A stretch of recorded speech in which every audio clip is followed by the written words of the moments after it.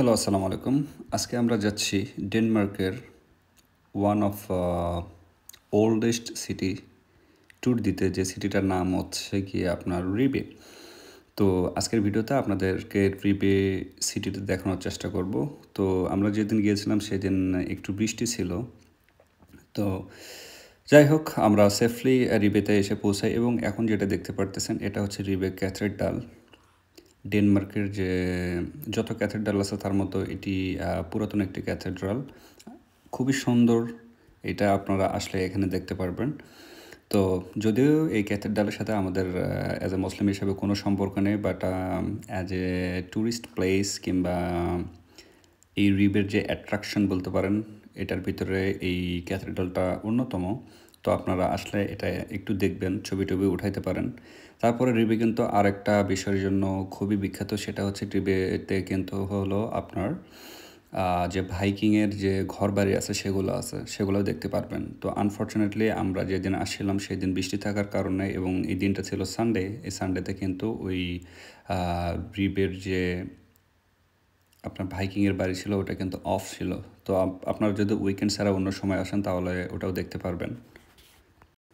তো আমরা এই শহরটা একটু দেখতেছিলাম, যেহেতু নতুন শহর আমাদের কাছে, আর আমরা দুজন একটু ঘোরাফেরা করতেছিলাম। দেখেন আমাদের সাথে আপনারাও।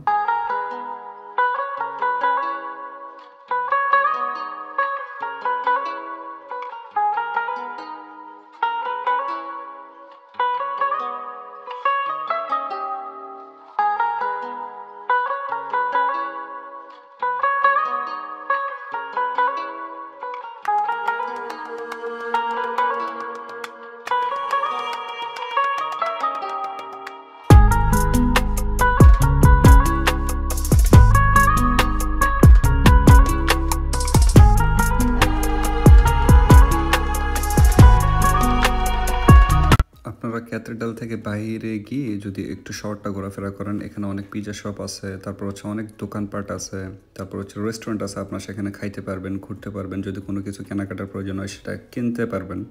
এই যে এখন দেখতে পারতেছেন আমরা এই শহরটা দিয়ে একটু ঘোরাফেরা করতেছিলাম। তারপর আরও কিছু পুরাতন জিনিসপত্র আপনাদেরকে দেখানোর চেষ্টা করব।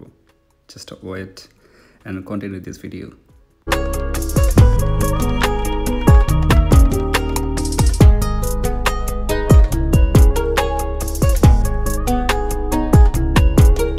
যে বলেছিলাম যে রিবে অনেক পুরাতন একটা সিটি ডেনমার্কের মধ্যে, তার নমুনা আপনাদেরকে একটু দেখেন। এই যে এই বিল্ডিংটা দেখতেছেন, এই বিল্ডিংটা মূলত প্রতিষ্ঠিত হয়েছে কত সালে দেখেন, 1681 সালে। এটা খুবই পুরাতন বিল্ডিং।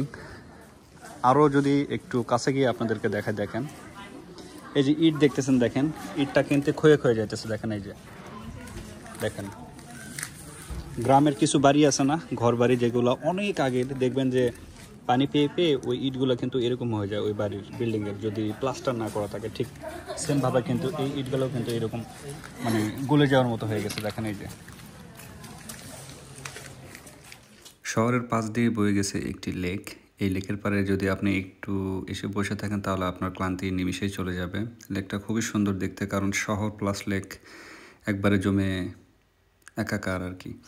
তো খুবই ভালো লাগছে এই সিটিতে এসে। আপনারা যারা সাধারণত ডেনমার্কের বিভিন্ন জায়গায় আছেন, এই সিটিতে যদি আসতে চান তাহলে এই ভিডিওটা দেখে আসতে পারেন, আপনাদের খুবই ভালো লাগবে।